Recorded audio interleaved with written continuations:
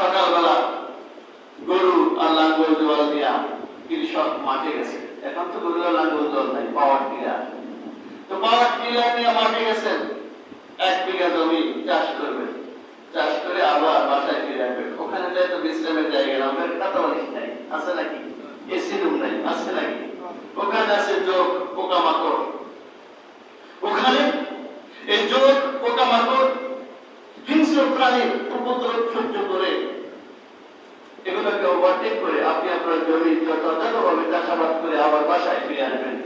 এরপরে আপনি পরিষ্কার পরিচ্ছন্ন হয়ে গা গোসল দিয়ে এরপরে বিশ্রাম নেবেন, ঠিক না? আল্লাহ নবী সাল্লাল্লাহু আলাইহি ওয়াসাল্লাম বলেন, আদ-দুনিয়া মাযরাতুল আখিরাহ।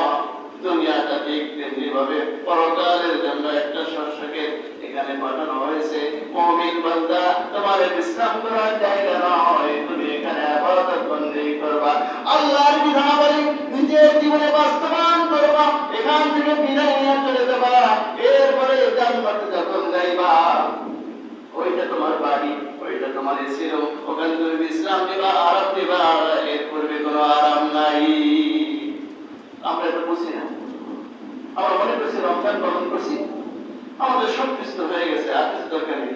আল্লাহ রাব্বুল আলামিন রমজান মাসের সিয়াম ফরজ করার পরে যখন রমজান মাস আমাদের থেকে বিদায় নিয়ে চলে গেল, শাওয়াল মাস শুরু হয়ে গেল, আল্লাহ রাব্বুল আলামিন জানায় দেন, ও আমার বান্দারা, তোমাদের ছুটি নাই, তোমাদের 2টা কাজ করতে হবে। কয়টা কাজ? বলেন কয়টা কাজ?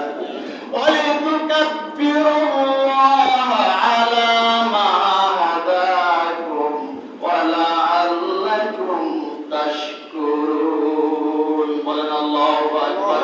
আল্লাহ রাব্বুল আলামিন পবিত্র মাসে রমজানের রোজা পালন করলাম, রমজান মাস যখন শেষ হয়ে গেল, তোমাদের ছুটি নাই, আমি আল্লাহ রাব্বুল আলামিন তোমাদেরকে এই হেদায়েতের পথে রাখলাম।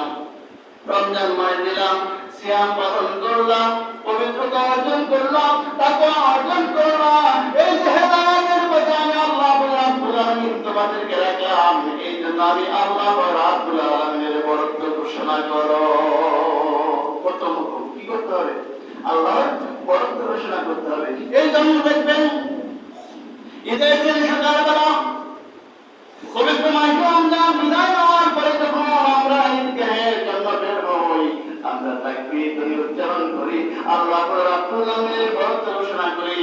আমরা বলি আল্লাহু আকবার, আল্লাহু আকবার, লা ইলাহা ইল্লাল্লাহ, আল্লাহু আকবার, আল্লাহু আকবার, ওয়া লিল্লাহিল হামদ। আমরা কি করি? আল্লাহর বরত্ব ঘোষণা করি, তাকবীর ধ্বনি উচ্চারণ করি। আল্লাহ তাআলার নির্দেশ। আল্লাহ বলেন যে রমজান মাস পাইয়া হেদায়েতের পথে রাখলাম, ভালো পথে রাখলাম, এখন তোমরা আমার শুকরিয়া আদায় করো। সুবহানাল্লাহ। ভাইরা আমার, এই জন্য ইমানদারের কোনো বিশ্রাম নাই, ইমানদারের কোনো ছুটি নাই। দুনিয়ায় আসছে কর্মক্ষেত্র, এই কর্মক্ষেত্রে কর্ম সম্পাদন করার পরে মানুষেরা চলে যাবে কবরে। কবরে বিশ্রামে থাকবে কিছুকাল, অবস্থান করবে একটা ঘাঁটি, এখানে অপেক্ষা করবে। এটা হলো স্টেশন। এই স্টেশনে অপেক্ষা করার পরে এখান থেকে যখন জান্নাতে চলে যাবে, চিরস্থায়ী আবাসস্থল, এই চিরস্থায়ী আবাসস্থলে বান্দা এখানে অবকাশ পেয়ে যাবে। এখানে সে দারুল মাকাম, এখানে সে স্থায়ীভাবে প্রবেশ করে যাবে, আর বের হতে হবে না। ভাইরা আমার, এই জন্য মুমিন বান্দার জান্নাতে প্রবেশ করার পূর্ব পর্যন্ত থামাথামি নাই, আছে নাকি? থামাথামি নাই।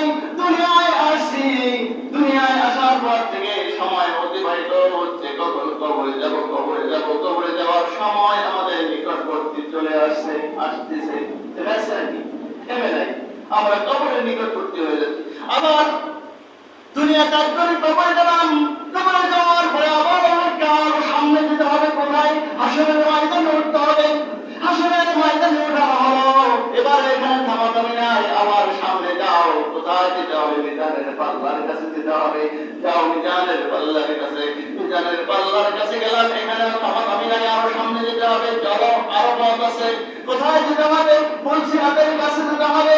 যাও, পুলসিরাত পার হও।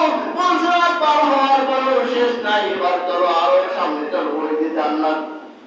জান্নাত পর্যন্ত যাও। যখন জান্নাতে পৌঁছে গেল, এরপরে বলা হবে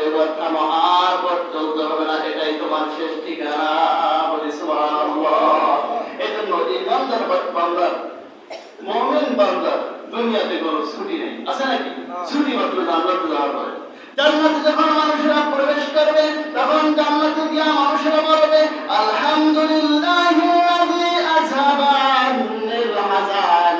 আয় আল্লাহ রাব্বুল আলামিন, সমস্ত প্রশংসা তোমার, যে আল্লাহ রাব্বুল আলামিন তুমি আমাদেরকে সমস্ত ঝামেলা থেকে মুক্ত করে দিয়েছো। বলে সুবহানাল্লাহ। জান্নাতে প্রবেশ করার পূর্ব পর্যন্ত সব জায়গায় ঝামেলা, কোনো জায়গায় থামার সুযোগ নাই। এজন্য আল্লাহ রাব্বুল আলামিন নির্দেশ দিয়েছেন, একটা ইবাদত করছে একটা হুকুম পালন করছে, আর একটা হুকুম সামনে পালন করো, আরেকটা হুকুম সামনে পালন করো, থামাথামি নাই।